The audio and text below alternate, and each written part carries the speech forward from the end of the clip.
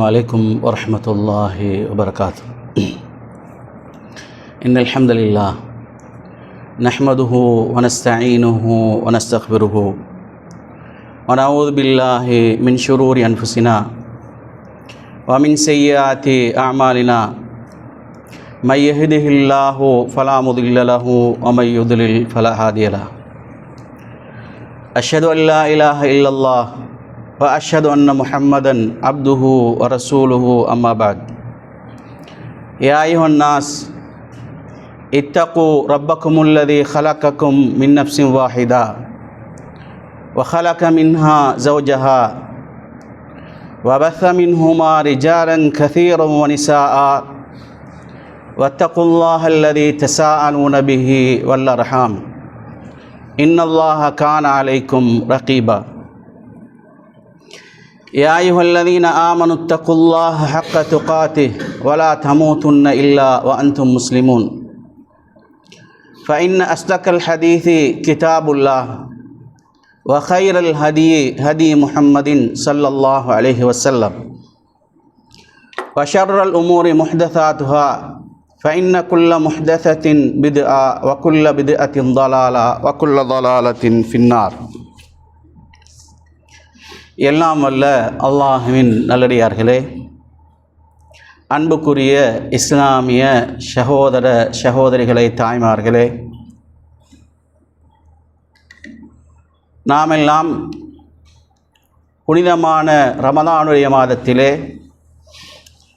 10 இரவுகளை கழித்துவிட்டு இரவு நேர கியாமுல் லைல் தொழுகையை நிறைவேற்றிவிட்டு ஒரு உபதேசத்தை செவிமடுக்க வேண்டும் என்ற நல்ல நோக்கத்திலே அல்லாஹ்வினுடைய பள்ளிவாசலில் நாங்கள் அமர்ந்து கொண்டிருக்கிறோம்.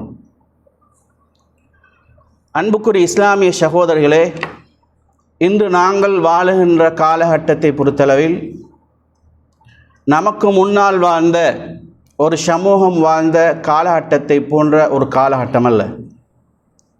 மாற்றமாக அதிகமான பிரச்சனைகள் காணப்படுகின்ற ஒரு காலகட்டமாகும்.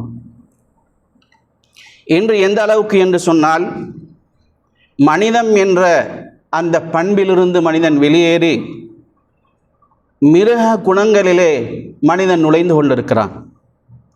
குறிப்பாக சொன்னால், இன்று வாழுகிற மனிதர்களிலே 99% மனிதர்கள் மனித உருவில் வாழுகின்ற மிருகங்கள் என்று கூறலாம். அந்தளவுக்கு உலகத்திலே மிக மோசமான ஒரு காலகட்டத்திலே நாங்கள் வாழ்ந்து கொண்டிருக்கிறோம். அன்புக்குரிய இஸ்லாமிய சகோதரர்களே, இதே நேரத்திலே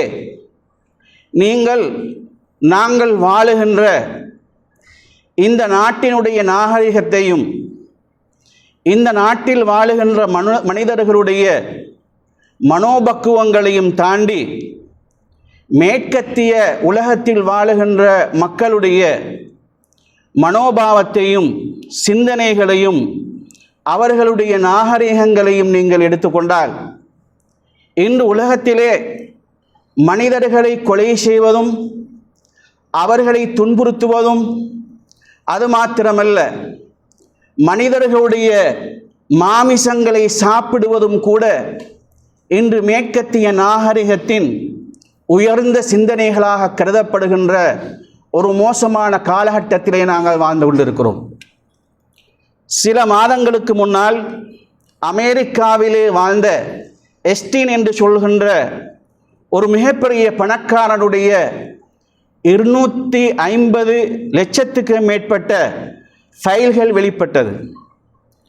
அந்த ஃபைல்களிலே குறிப்பிடப்பட்ட அம்சங்களை நீங்கள் எடுத்துக்கொண்டால், அன்புக்குரிய இஸ்லாமிய சகோதரர்களே, அவன் சிறுவர்களை அவன் கண்டுபிடிக்கப்படுகின்ற போது, சிறைக்கு செல்கின்ற பொழுது 2500க்கும் மேற்பட்ட சிறுவர்கள் என்று சொன்னால் 9, 8, 6, 7, 10, 11 வயதுக்குட்பட்ட சிறுமிகளை அவன் தன்னுடைய மாளிகையிலே, அவனுக்கு சொந்தமான கடல்களுக்கு நடுவில் இருக்கக்கூடிய ஒரு மாளிகையிலே அவன் வைத்திருக்கிறான். அவன் உலகத்திலே மிகப்பெரிய செல்வந்தன் என்பது மட்டுமல்ல, இன்று நாங்கள் இலுமினாட்டியல்கள் என்று சொல்கின்றோம். அந்த இலுமினாட்டிகள் என்று சொல்கின்ற ஒரு பட்டியலிலே வைத்து அவனை பார்க்கின்ற பொழுது உலகத்தில் மிகப்பெரிய தனவந்தர்கள், உலகத்திலே மேற்கத்திய தலைவர்கள், அமெரிக்காவின் தலைவர், அதை போன்று மேற்கத்திய உலகத்தின் தலைவர்கள், அதை போன்று செல்வந்தர்கள் எல்லாம் அவனுடைய கையிலே வைத்து கொண்டு உலகத்தின் மிக பெரும் சக்தி வாய்ந்த அணு உலைகளையும் அவன் பயன்படுத்தி கொண்டு மிக பெரும் ஒரு அநாகரிகமான செயலிலே அவன் ஈடுபட்டான்.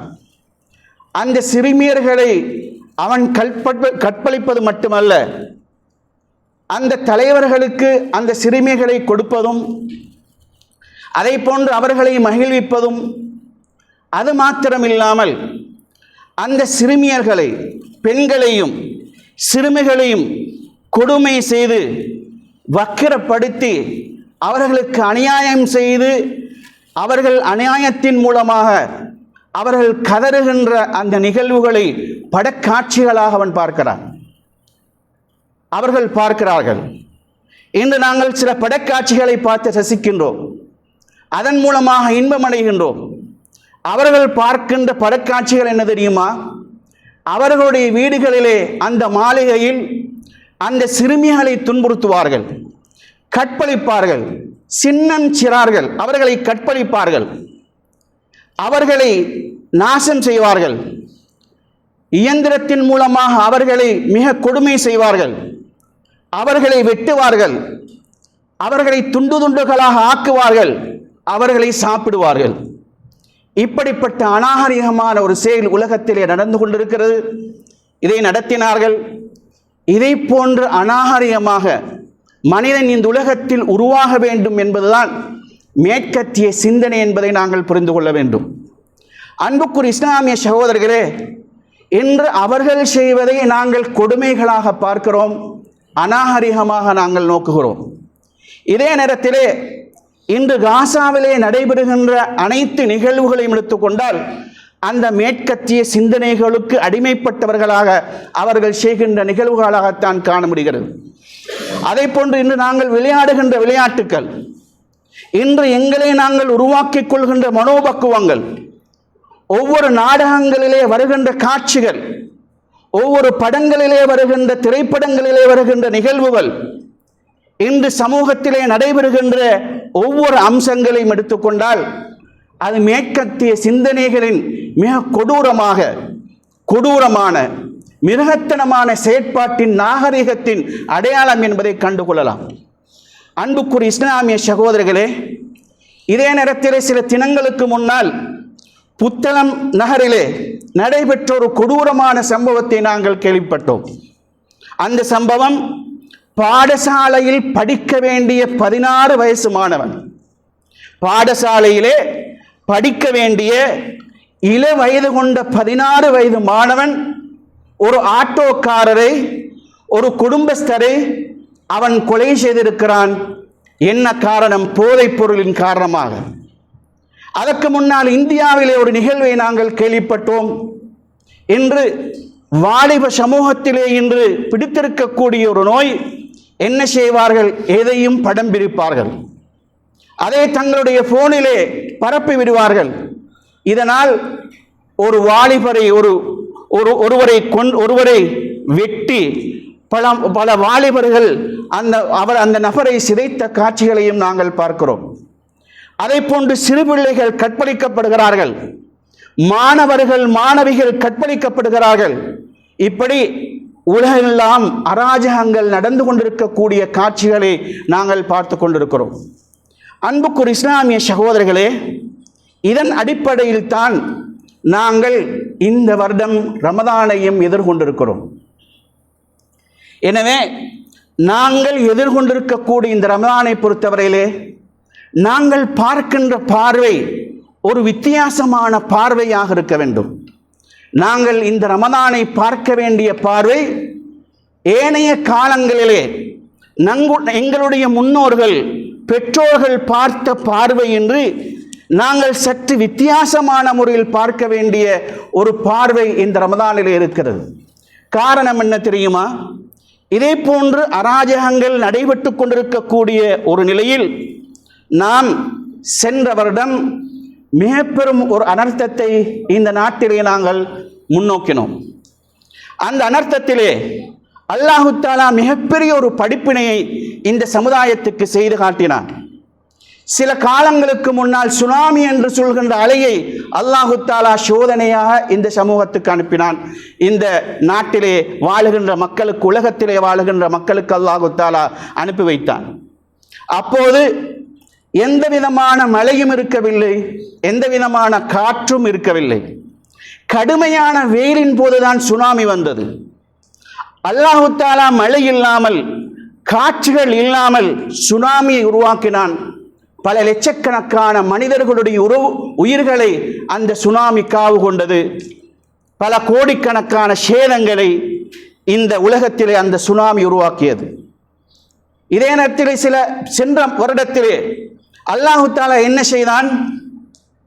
ஒரு மிகப்பெரும் நிலநடுக்கத்தை உருவாக்கினான். ஒரு மிகப்பெரும் நிலச்சரிவுகளை ஏற்படுத்தினான். அனர்த்தத்தை உருவாக்கினான். இந்த நாட்டிலே நாங்கள் பார்த்தோம். நாங்கள் இப்படியும் இந்த நாட்டிலே நடக்குமா? மழை பெய்தது 1, 2, 3 நாள், 5 நாள் என்று கூட சொல்லலாம். இப்படிப்பட்ட 5 நாட்களிலே பெய்த மழைகளின் மூலமாக இப்படிப்பட்ட ஒரு பேரழிவு உண்டாகுமா? இந்த நாட்டிலே இவ்வாறான பேரழிவுகள் நிகழுமா என்று சொல்கின்ற அளவு இந்த நாட்டிலே பேரழிவுகளை சந்தித்தோம். அது மாத்திரமல்ல, அந்த சமயத்திலே எத்தனையோ ஊரில் வாழ்ந்த மக்களை எங்களை போன்று வாழ்ந்தார்கள். சென்ற நோன்பிலே எங்களை போன்று நோன்பு பிடித்தார்கள், எங்களை போன்று வீடு கட்டினார்கள், எங்களை போன்று வாழ்ந்தார்கள், எங்களை போன்ற ஆசைகள் அவர்களுக்கு இருந்தன. இப்படிப்பட்ட சந்தர்ப்பத்திலே அவர்கள் சிலர்கள் ரமதானை சரியான முறையில் கழித்திருக்கலாம். இன்னும் பலர் இந்த ரமதானை நாங்கள் இன்று எங்களில் பலர் எப்படி ரமதானை வீணாக்கி கொண்டிருக்கிறோமோ, அடுத்த ரமதான் வந்தால் நான் திருந்துவேன், அடுத்த ரமதான் வந்தால் நான் பயன்படுத்திக் கொள்வேன், இரவு நேர தொழுகையை தொழுவேன், நான் ஒழுங்காக 5 கால தொழுகைகளை நிறைவேற்றுவேன், குர்ஆனை ஓதுவேன், தர்மம் செய்வேன் என்ற பிற்போக்கான சிந்தனையில் வருகின்ற வருடம் வரட்டும், இந்த வருடத்தை விட்டு விடுவோம், வருகின்ற வருடத்தில் செய்வோம் என்ற பிற்போக்கான சிந்தனையில் இந்த பூமிக்குள் புதைந்த பல மனிதர்கள் இருக்கலாம். அன்புக்குரிய இஸ்லாமிய சகோதரர்களே, இப்படிப்பட்ட இந்த சமயத்தில் தான் அல்லாஹு தஆலா எங்களுக்கு இந்த ரமதானை ஒரு பிரசாதமாக அல்லாஹு தஆலா கொடுத்திருக்கிறார். இதே சந்தர்ப்பத்திலே இன்னும் ஒன்றை நாங்கள் உற்று நோக்க வேண்டும். இன்று இதை போன்ற நிகழ்வுகள் மட்டுமல்ல, இன்று அதிகமான நோய்கள் தொற்றிக்கொள்கின்ற ஒரு காலம். ரமதானுக்கு முன்னால் வாழ்ந்த ஒரு மனிதர், அவர் நல்ல முறையில் வாழ்ந்திருப்பார், நல்ல முறையில் இந்த உலகத்தில் பயணித்திருப்பார். ஆனால் அவருக்கு தெரியாது, எனக்கு ரமதானுக்கு முன்னால் இப்படிப்பட்ட ஒரு நோய் வரும், நான் கட்டிலே விழுவேன், என்னால் எதையும் செய்ய முடியாத ஒரு சந்தர்ப்பம் ஏற்படும் என்று அவருக்கு தெரியாது. ரமதானுக்கு 2 நாளைக்கு முன்னால் வாகனத்தில் பயணித்தவர், 2 நாளைக்கு முன்னால் வெளிநாட்டிலிருந்து வந்தவர், 2 நாளைக்கு முன்னால் நல்ல முறையில் சாப்பிட்டவர், 2 நாளைக்கு முன்னால் ஜாலியாக கழித்தவர், ரமதான் 2 நாட்கள் கழித்ததற்கு பின்னால் கட்டிலே எதையும் செய்ய முடியாத நிலைக்கு தள்ளப்படுகிறார். அதை போன்று பல்வேறுபட்ட நோய்களால் அவதிப்படுகின்ற காட்சிகளை நாங்கள் பார்க்கிறோம். என்னுடைய குடும்பத்தில் கூட சிலர் புற்றுநோயினால் அவதிப்பட்டுக் கொண்டிருக்கிறார்கள். அன்புக்குரிய சகோதரர்களே, அவர்கள் சென்ற வருட நோன்பிலே அழகாக சாப்பிட்டார்கள், கோழி சாப்பிட்டார்கள், இறைச்சி சாப்பிட்டார்கள், நல்ல முறையில் வாழ்ந்தார்கள். இதே சந்தர்ப்பத்திலே அன்புக்குரிய இஸ்லாமிய சகோதரர்களே, இன்று கண்ணீரோடு வாழுகின்ற ஒரு நிலையை அந்த சகோதரிகள் வாழ்ந்து கொண்டிருக்கக்கூடிய காட்சியை பார்க்கிறோம். அது மாத்திரமல்ல, இன்று நிகழ்கின்ற மரணங்கள் எடுத்துக்கொண்டால் இன்று திடீர் என்று மரணங்கள் நிகழ்ந்து கொண்டிருக்கின்றன. ஏன் மனிதன் இவ்வாறு மரணிக்கின்றான்? அல் குர்ஆன் சுன்னாவிலே சொல்லப்படுவதைப் போல நீங்கள் எதிர்பார்த்து கொண்டிருக்கக்கூடிய இந்த மரணம் உங்களுக்கு தெரியாமலேயே அந்த மரணம் உங்களை தொற்றுக்கொள்ளும் என்று அல்லாஹு தஆலா சொல்கிறானே, நீங்கள் எந்த மரணத்தை பயந்து ஓடுகிறீர்களோ அந்த மரணம் உங்களை அடைந்து கொள்ளும் என்று அல் குர்ஆன் சொல்வதைப் போல இன்று கேட்ட அந்த செய்திகளைப் போல எங்களுடைய கண்களுக்கு முன்னால் நடைபெறுகின்ற நிகழ்வுகளை பார்க்கிறோம். அதை போன்று இளவயது மாணவர்களுடைய இளவயது வாலிபர்களுடைய மரணங்களை எல்லாம் நாங்கள் கேள்விப்படுகிறோம். ஒரு மாணவன் கிராத் ஓதிக் கொண்டிருக்கிறான். ஒரு மாணவன் கிராத் ஓதிக் கொண்டிருக்கிறான். அந்த கிராத் ஓதி முடிக்கக்கூடிய அவகாசத்தை அல்லாஹ் அவனுக்கு கொடுக்கவில்லை. மரணித்து கீழே விழுகின்றான். அவனுடைய வயது 10 அல்லது 12 வயதுக்குட்பட்ட ஒரு மாணவன். அதை போன்ற அன்புக்குரிய இஸ்லாமிய சகோதரர்களே, உலமாக்கள் மேடையிலே பயான் பண்ணி கொண்டிருக்கிறார்கள். ஹுதுபா பிரசங்கம் நடைபெற்றுக் கொண்டிருக்கிறது. அந்த ஹுதுபா பிரசங்கத்தை முடிப்பதற்கு அல்லாஹ் அவகாசத்தை அவருக்கு கொடுக்கவில்லை.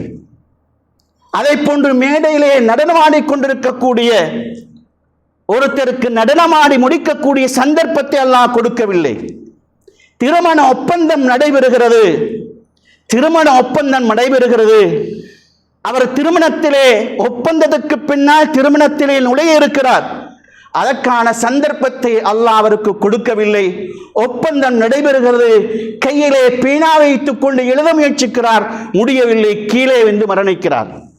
அன்புக்குரிய இஸ்லாமிய சகோதரர்களே, அல்லாஹு தஆலா அல் குர்ஆனில் சொல்வதைப் போல குல்லு நஃப்ஸின் ராயிகத்துல் மௌத், எல்லா ஆத்மாக்களும் மரணத்தை அனுபவித்தே தீர வேண்டும் என்ற அடிப்படையிலே இன்று புதுவிதமான மரணங்களை புதுவிதமான அடிப்படைகளிலே நாங்கள் இந்த காலத்திலே எதிர்நோக்கி கொண்டிருக்கிறோம். அன்புக்குரிய இஸ்லாமிய சகோதரர்களே, இவ்வாறு மரணங்கள், இவ்வாறு சோதனைகள், இவ்வாறு பிரச்சனைகள் நடந்தாலும் எங்களை நாங்கள் மாற்றிக்கொண்டோமா?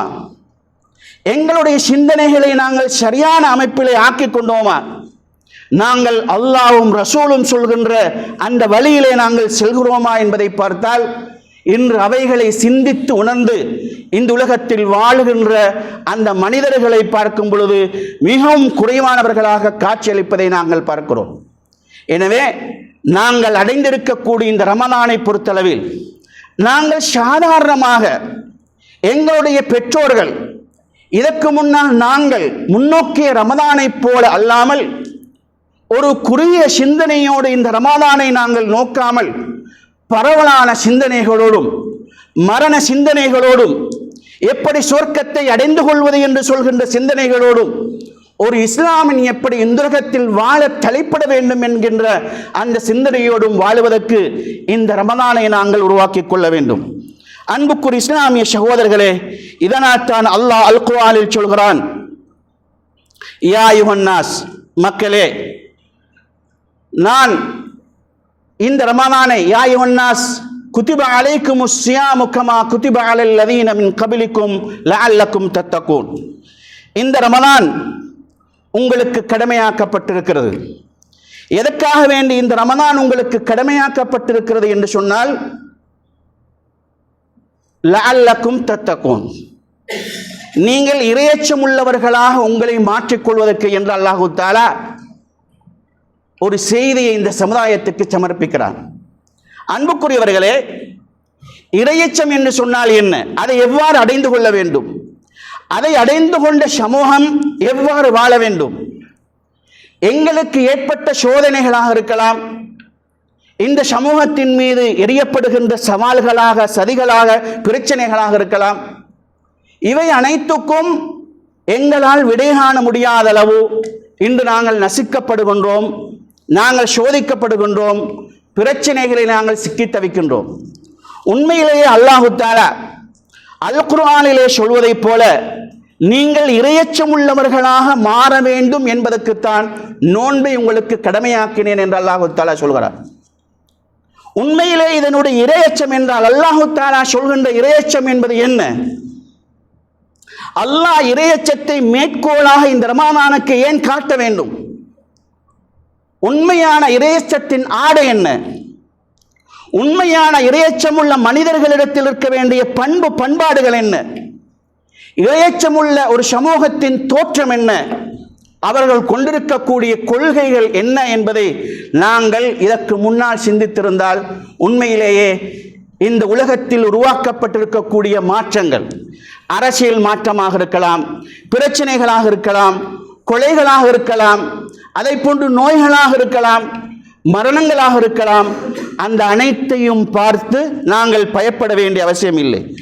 அன்புக்குரிய இஸ்லாமிய சகோதரர்களே, இதனால் தான் அல்லாஹுடைய தூதர் ஸல்லல்லாஹு அலைஹி வஸல்லம் அவர்கள் என்ன செய்தார்கள் என்றால், இந்த சமுதாயம் இறையச்சம் உள்ளவர்களாக வாழ வேண்டுமாக இருந்தால், இந்த சமுதாயத்திலே ஒரு மாற்றம் இறையச்சத்தின் மூலமாக உருவாக்கப்பட வேண்டுமாக இருந்தால், இறைத்தூதர் ஸல்லல்லாஹு அலைஹி வஸல்லம் அவர்கள் இந்த ரமலானை அந்த இறையச்சமுள்ள ஒரு சமூகத்தின் மாற்றத்துக்காக அல்லாஹுடைய தூதர் ஸல்லல்லாஹு அலைஹி வஸல்லம் அவர்கள் பயன்படுத்தியதை நாங்கள் பார்க்கிறோம். அன்புக்குரிய இஸ்லாமிய சகோதரர்களே, நாங்கள் ஹதீஸிலே நாங்கள் கேள்விப்படுகிறோம், எங்களுக்கு முன்னால் ஹதீஸ் இருக்கிறது, இந்த ஹதீஸை நீங்களும் கேள்விப்பட்டிருப்பீர்கள், அஸ்ஸௌமு ஜுன்னா.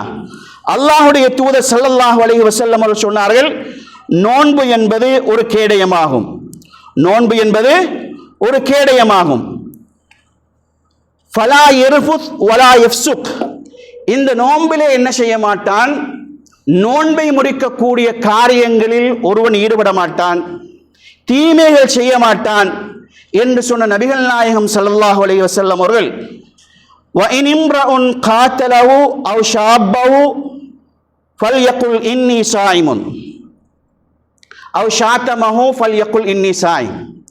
ஒரு முஸ்லிமை பொறுத்தவரையில் அவனோடு ஒருவன் சண்டையிட வந்தால் அல்லது அவனுக்கு ஏசினால் அவன் நான் ஒரு நோன்பாளி என்று சொல்லிவிட்டு சென்று விடவும் என்று அல்லாஹுடைய தூதர் ஸல்லல்லாஹு அலைஹி வஸல்லம் சொன்னார்கள். அன்புக்குரிய இஸ்லாமிய சகோதரர்கள், இந்த செய்தியை பொறுத்தவரையில் ஒரு சாதாரணமான ஒரு செய்தியாகத்தான் எங்களுக்கு கிடைக்கிறது. ஆனால் நபிகள் ஸல்லல்லாஹு அலைஹி வஸல்லம் அவர்கள் ஒரு இறையச்சமுள்ள ஒரு மனிதனுடைய உருவாக்கம் எப்படி இருக்கிறது என்பதை பற்றி சொன்னார்கள், எப்படி ரமதான் உருவாக்கப்பட வேண்டும் என்பதை பற்றி சொன்னார்கள். நோன்பு என்பது வெறுமனே ஒரு கடமையாக செய்யப்படுகின்ற ஒரு வணக்கம் அல்ல. நோன்பு என்பது வெறுமனே உடல் ரீதியாக கடமையாக செய்யப்படுகின்ற ஒரு வணக்கம் அல்ல. நான் சாப்பிட மாட்டேன், குடிக்க மாட்டேன் என்று ஒருவன் குடிக்காமல் சாப்பிடாமல் இருப்பது மாத்திரம்தான் நோன்பு என்று அல்லாஹுடைய தூதர் ஸல்லல்லாஹு அலைஹி வஸல்லம் சொல்லவில்லை. இன்னும் ஒரு ஹதீஸ்ல ரசூலுல்லாஹ் சொன்னாங்க, ஒரு மனிதன் தன்னுடைய வயிற்றையும் பாதுகாக்கிறான், குடிக்காமல் சாப்பிடாமல் இருக்கிறான், ஆனால் தன்னுடைய நாவை பாதுகாக்கவில்லை, தன்னுடைய உள்ளத்தை பாதுகாக்கவில்லை. அல்லாஹ்வுடைய தூதர் ஸல்லல்லாஹு அலைஹி வஸல்லம் சொன்னார்கள், ஃபலைஸ லில்லாஹி ஹாஜா, அவன் விஷயத்தில் அல்லாஹ்வுக்கு எந்த தேவையும் இல்லை. அவன் பசியோடு இருப்பதில் எந்த தேவையும் இல்லை, அவன் தாகத்தோடு இருப்பதில் எந்த தேவையும் இல்லை ரசூலுல்லாஹ் சொன்னாங்க. இந்த செய்தி ஏன் ரசூலுல்லாஹ் சொன்னாங்க தெரியுமா? ஒரு இஸ்லாமியன் இறையச்சம் உள்ளவனாக மாற வேண்டுமாக இருந்தால் இந்த நோன்பை அவன் கடமை உணர்வோடு மாத்திரம் அவன் இந்த நோன்பை பிடிக்கக்கூடாது. பசியோடு இருப்பதன் மூலமாக மாத்திரம்தான் நோன்பை அடைந்து கொள்ளலாம், நன்மைகளை பெற்றுக்கொள்ளலாம். நான் தாகத்தோடு இருப்பதன் மூலமாக மாத்திரம்தான் எனக்கு நன்மை கிடைக்கும் என்று ஒருவன் சிந்திக்கக்கூடாது. ரசூலுல்லாஹ் சொன்னாங்க, நீ நோன்போடு இருப்பது உன்னுடைய நாவு நோன்போடு இருக்க வேண்டும் என்று ரசூலுல்லாஹ் சொன்னார்கள். இதனால் தான் உன்னோடு ஒருவன் சண்டை பிடிக்க வருகின்ற பொழுது, உனக்கு ஒருவன் ஏசுகின்ற போது கூட நீ அவனை பார்த்து நீ ஏசிவிடாமல், அவனோடு நீ சண்டை பிடிக்க செல்லாமல், அல்லாஹுடைய தூதர் சொன்னார்கள், நீ நான் நோன்பாளி என்று சொல்லிவிட்டு சென்று விடு என்று இறைத்தூதர் ஸல்லல்லாஹு அலைஹி வஸல்லம் சொல்வதற்கான காரணம், இறையச்சம் என்பது வெறுமனே வணக்கங்கள் மூலமாக மாத்திரம் அலங்கரிக்கப்படுகின்ற ஒன்று அல்ல. நோன்பு என்ற கடமையை செய்வதன் மூலமாக மாத்திரம், பசித்திருப்பதன் மூலமாக மாத்திரம், ஒருவன் தாகித்திருப்பதன் மூலமாக மாத்திரம் நோன்பு என்று சொல்கின்ற அந்த கடமையை ஒருவன் அடைந்து கொள்ளவில்லை. மாற்றமாக உளரீதியான ஒரு பக்குவத்தை அவன் ஏற்படுத்திக் கொள்ள வேண்டும் என்று இஸ்லாம் சொல்கிறது. உளரீதியான ஒரு பக்குவத்தை நோன்பு ஏற்படுத்தவில்லை என்றால் அவன் பிடித்தது உண்மையிலேயே நோன்பல்ல என்பதை இஸ்லாம் எடுத்து காட்டுகிறது. அது மாத்திரமல்ல, அன்புக்குரிய இஸ்லாமிய சகோதரர்களே, அல்லாஹுடைய தூதர் ஸல்லல்லாஹு அலைஹி வஸல்லம் அவர்களை பற்றி புகாரியிலே ஒரு செய்தி வருவதை பார்க்கிறோம். அந்த செய்தியில் ரசூல்லா சொன்னாங்க, ரசூல்லாவை பற்றி சொல்கின்ற பொழுது, வகான அஜ்வதன் நாஸ், நபிகள் நாயகம் ஸல்லல்லாஹு அலைஹி வஸல்லம் அவர்கள் மிகவும் சிறந்த முறையில் வணக்கங்களை செய்யக்கூடியவர்களாக இருந்தார்கள். எல்லா விஷயத்திலும் அல்லாஹுடைய தூதர் ஸல்லல்லாஹு அலைஹி வஸல்லம் அவர்கள் நன்மையை செய்வதிலே ரசூல்லா முதலிடத்தில் இருப்பார்கள். எந்த அளவுக்கு என்றால், ஹீன இல்காஹு ஜிப்ரீல் அலைஹிஸ்ஸலாத்து வஸ்ஸலாம் அவர்கள் அல்லாஹ்வின் தூதர் ஸல்லல்லாஹு அலைஹி வஸல்லம் அவர்களை சந்திக்கின்ற பொழுது, அல்லாஹுடைய தூதர் ஸல்லல்லாஹு அலைஹி வஸல்லம் அவர்கள் அல் குர்ஆனை ஓதக்கூடியவர்களாக இருந்தார்கள். ரசூலுல்லாஹுடைய கடைசி வருடம், மரணிப்பதற்கு முன்னால் இருக்கக்கூடிய வருடத்திலே ஒரு முறை அல்ல 2 முறை அல்லாஹுடைய தூதர் ஸல்லல்லாஹு அலைஹி வஸல்லம் குர்ஆனை ஓதினாங்க. அது மாத்திரமல்ல, நபிகள் ஸல்லல்லாஹு அலைஹி வஸல்லம் அவர்கள் ரமதானுடைய காலத்திலே நன்மைகளை செய்வதிலே ரசூலுல்லாஹுடைய ஆர்வம். அன்புக்குரிய சகோதரர்களே, சற்று உற்று நோக்குங்கள். நபிகள் ஸல்லல்லாஹு அலைஹி வஸல்லம் அவர்களுடைய ஆர்வம் நன்மை செய்கின்ற விஷயத்திலே வகான அஜ்வதன் நாஸ பில் கைர் ஃபீ ரமதான். ரமதான் மாதத்திலே எல்லா காலத்தையும் விட, எல்லா காலத்திலையும் ரசூலுல்லாஹ் நன்மைகளை செய்வதில் முதலிடத்தில் இருந்தால், ரமதானுடைய காலத்திலே அல்லாஹுடைய தூதர் ஸல்லல்லாஹு அலைஹி வஸல்லம் அவர்கள் நன்மையை செய்வதில் ஆக மும்முரமாக இருப்பார்கள். எப்படி இருப்பார்கள்? கர்ரீஹில் முர்சலா. ரசூலுல்லாஹ் நன்மைகளை செய்வது ஒரு புயல் காற்றை விட வேகமாக ரசூலுல்லாஹ் நன்மைகளை செய்வார்கள். ரசூலுல்லாஹ் இன்னும் ஒரு செய்தியிலே தர்மம் செய்வது புயல் காற்றை விட வேகமாக ரசூலுல்லாஹ் அந்த தர்மம் செய்வதில் ஈடுபடுவார்கள் என்று சொல்கின்ற ஹதீஸை பார்க்கிறோம்.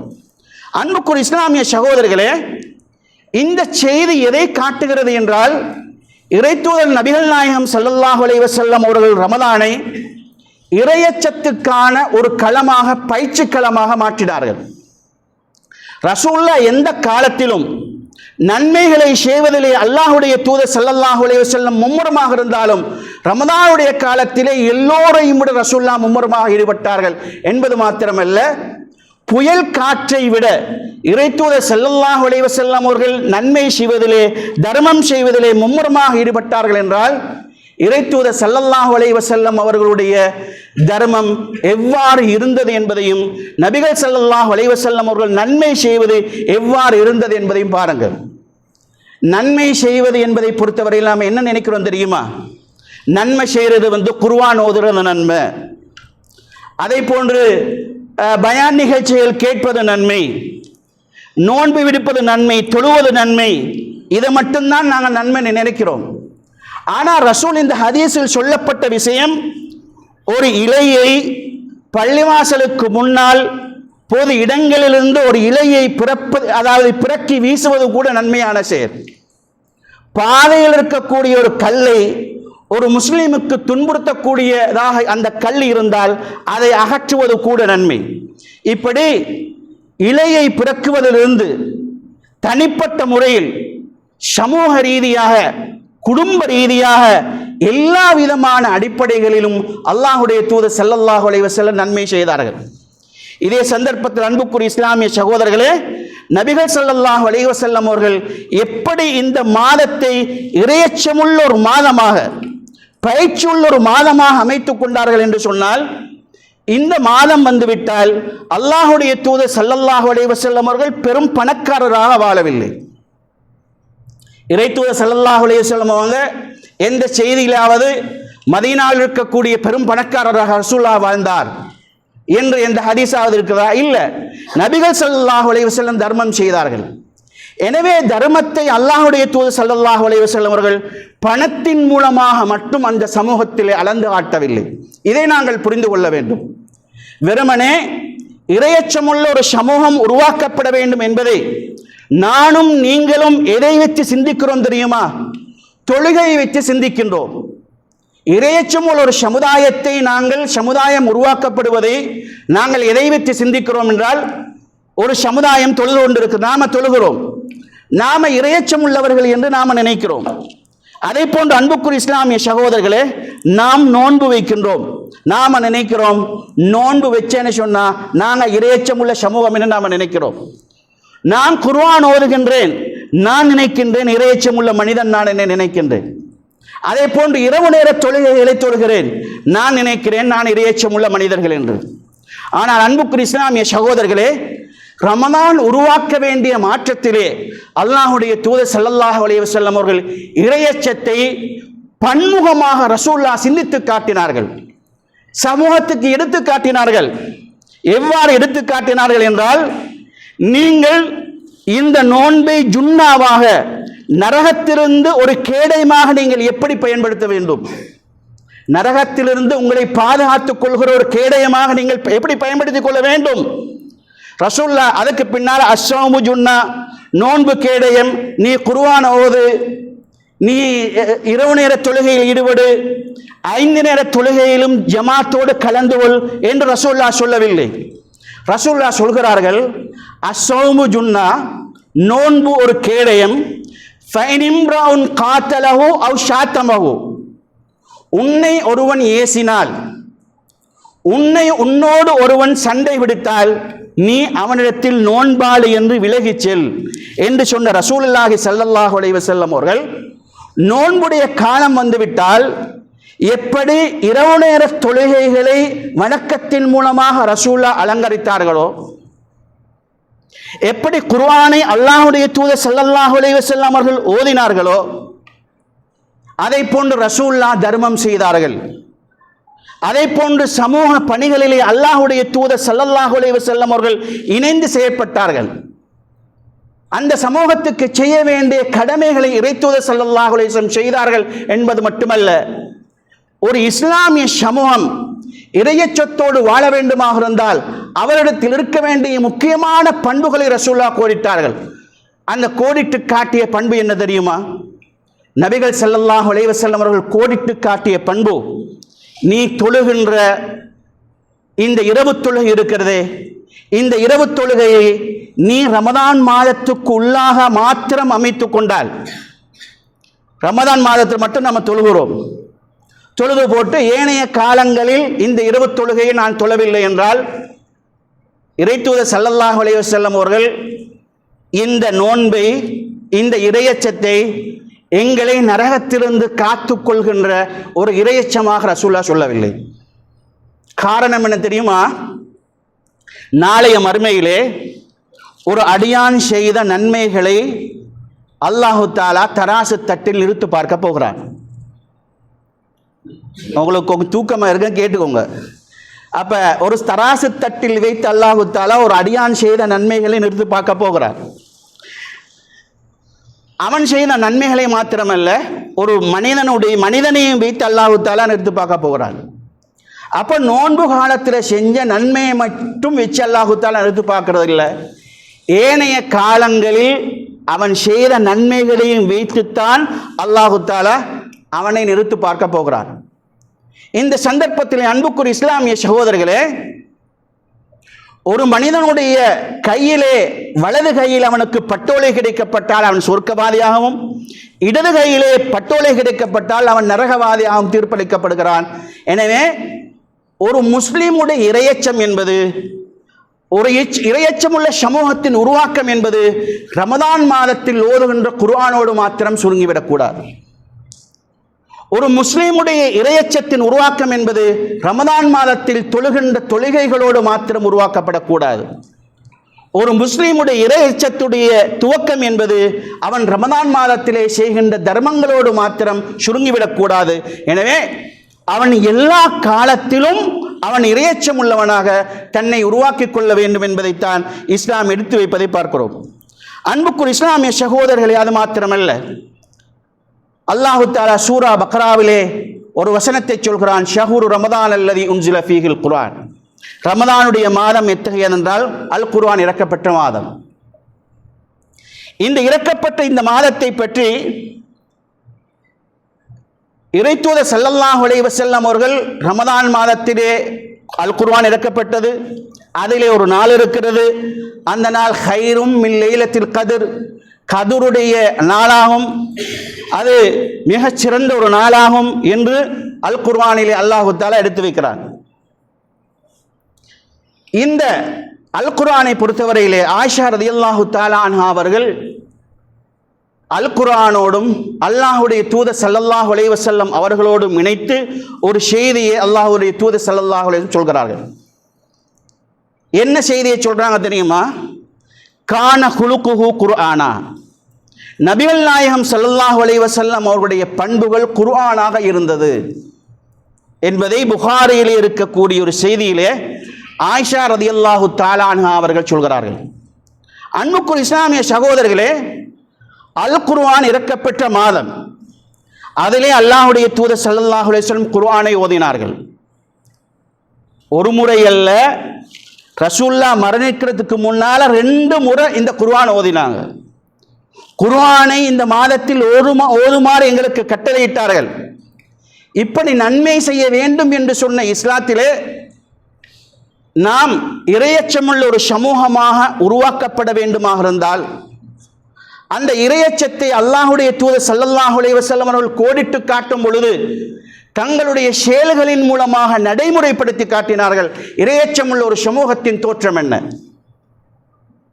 அல் குர்ஆன் உங்களுக்கு மத்தியில் ஏற்படுத்துகின்ற மாற்றம் என்ன?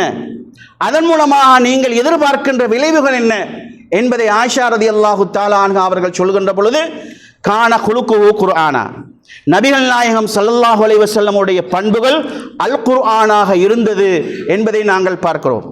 எனவே அன்புக்குரிய இஸ்லாமிய சகோதரர்களே, நபிகள் ஸல்லல்லாஹு அலைஹி வஸல்லம் கடைசியாக சில விஷயங்களை சொல்லிக்கொண்டு முடித்துக் கொள்கிறேன்.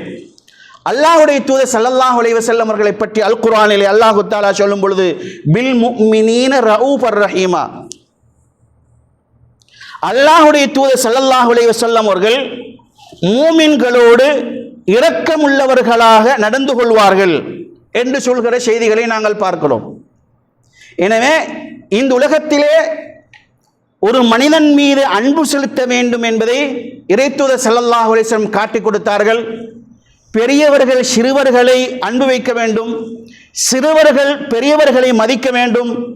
இந்த உலகத்தில் இறைவனுடைய படைப்புகளோடு அன்பாக நடந்து கொள்ள வேண்டும். அது மனிதனாக இருந்தாலும் சரி, மிருகமாக இருந்தாலும் சரி, எல்லா படைப்புகளோடும் அன்பாக நடந்து கொள்ள வேண்டும் என்ற இறையச்சத்தின் ஒரு பகுதியை ரசூலுல்லாஹ் சொல்லி காட்டினார்கள்.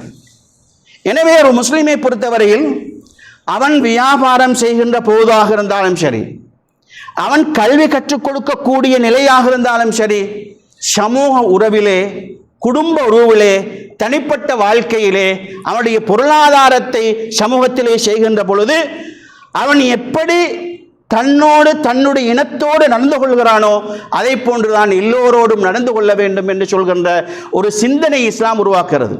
அன்புக்குரிய சகோதரரே, இதே நேரத்தில் நான் உங்களுக்கு மத்தியிலே ஒன்றை நான் சுட்டிக்காட்ட விரும்புகிறேன். எங்களுக்கு என்றால் ஒரு இறைச்சி துண்டு, மற்ற சமூகத்துக்கு என்றால் இன்னும் ஒரு இறைச்சி துண்டு என்ற ஒரு அவநிலையிலிருந்து ரசூல் என்ன செய்தார்கள்? பில் முஃமினீன ரഊஃபுர் ரஹீம், மூமின்களோடு அன்பாக நடந்து கொண்ட ரசூலுல்லாஹ் எல்லா மனிதர்களோடும் அன்பாக நடந்து கொண்டார்கள், நீதமாகவும் நியாயமாகவும் நடந்து கொண்டார்கள். இதை போன்று சிறு சிறு தவறுகளை ரசூலுல்லாஹ் செய்யவில்லை. அதை போன்று அல் குர்ஆனிலே அல்லாஹு தஆலா சொல்கிறான், வலவ் குந்த ஃபல்லன் கலீலல் கல்பி லம் ஃபல்லூ மின் ஹவ்லிக், நபியே நாயகமே, நீங்கள் கடினமான முறையில் மனிதர்களோடு நடந்து கொண்டால் உங்களை விட்டு மக்கள் எப்போதோ ஓடி இருப்பார்கள்.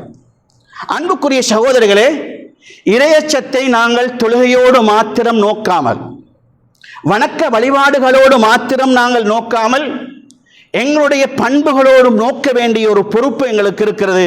இதனால் தான் ரசூலுல்லாஹ்வை பார்த்து குர்ஆன் சொல்கிறது, நீங்கள் கடினமான முறையில் நடந்து கொண்டிருந்தார்.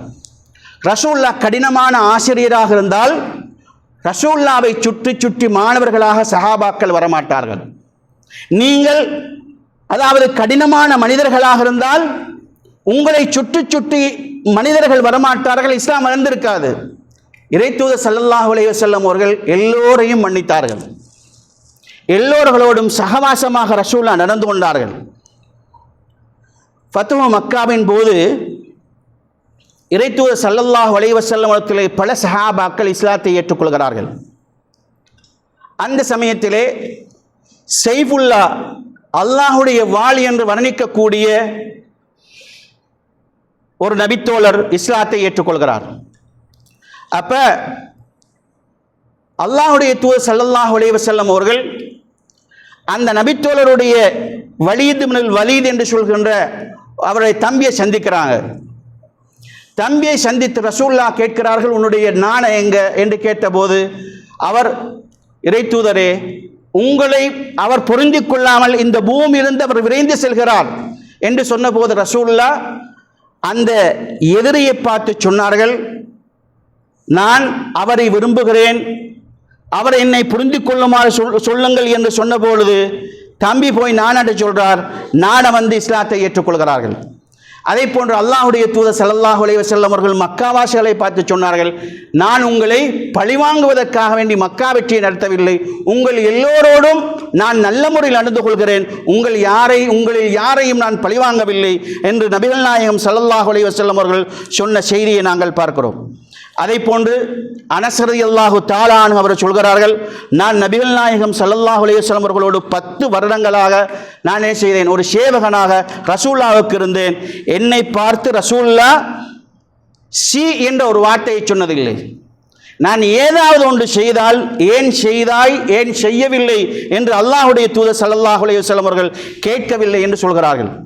அதே போல நபிகள் நாயகம் ஸல்லல்லாஹு அலைஹி வஸல்லம் சொன்னார்கள்,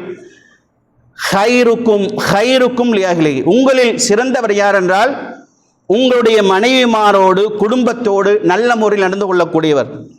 இதே சந்தர்ப்பத்திலே நான் என்னுடைய குடும்பத்தோடு நல்ல முறையில் நடந்து கொள்கிறேன் என்று நபிகள் நாயகம் ஸல்லல்லாஹு அலைஹி வஸல்லம் சொன்னார்கள்.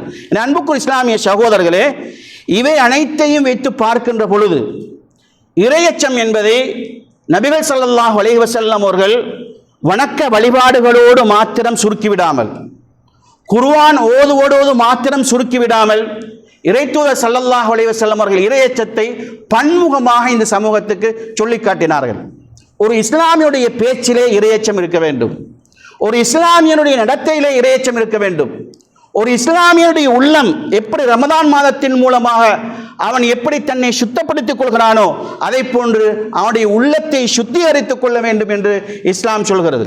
என் அன்புக்குரிய இஸ்லாமிய சகோதரர்களே, இப்படிப்பட்ட பன்முகமான ஒரு பார்வை நாங்கள் இறையச்சத்தை வைத்து பார்க்கின்ற பொழுது, இந்த இறையச்சத்தின் மூலமாக நாங்கள் அடைந்து கொள்ள முயற்சிக்கின்ற பொழுது இந்த ரமதான் எங்களுக்கு ஒரு சிறந்த ரமதானாக மாற்றம் பெறும். இல்லை என்றால் என்ன நடக்கும் தெரியுமா? போன வருடமும் தலாவை தொழுதோம், கியாமுல் லைல் தொழுதோம், போன வருடமும் குர்ஆன் ஓதினோம், தர்மம் செய்தோம்.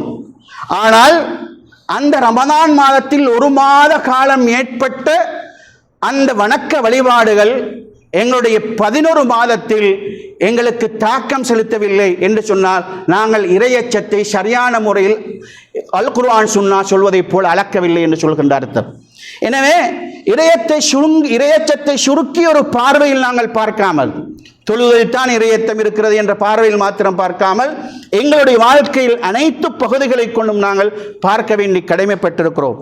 எனவே அன்புக்குரிய இஸ்லாமிய சகோதரர்களே, இவ்வாறான ஒரு மாற்றத்தை எங்களுக்கு மத்தியில் உருவாக்குகின்ற ஒரு ரமதானாக இந்த ரமதானை நாங்கள் ஆக்கிக்கொள்ள வேண்டுமாக இருந்தால் அல் குர்ஆனும் சுன்னாவும் சொல்கின்ற அந்த தூய்மையான அடிப்படையில் நாங்கள் எங்களை உருவாக்குவதற்கு முயற்சிக்க வேண்டும். வல்லமன் ரஹ்மான் எங்கள் எல்லோருக்கும் அதற்கு அருள் செய்வானாக. வாஹிர் தஅவானா அல்ஹம்துலில்லாஹி ரப்பில் ஆலமீன்.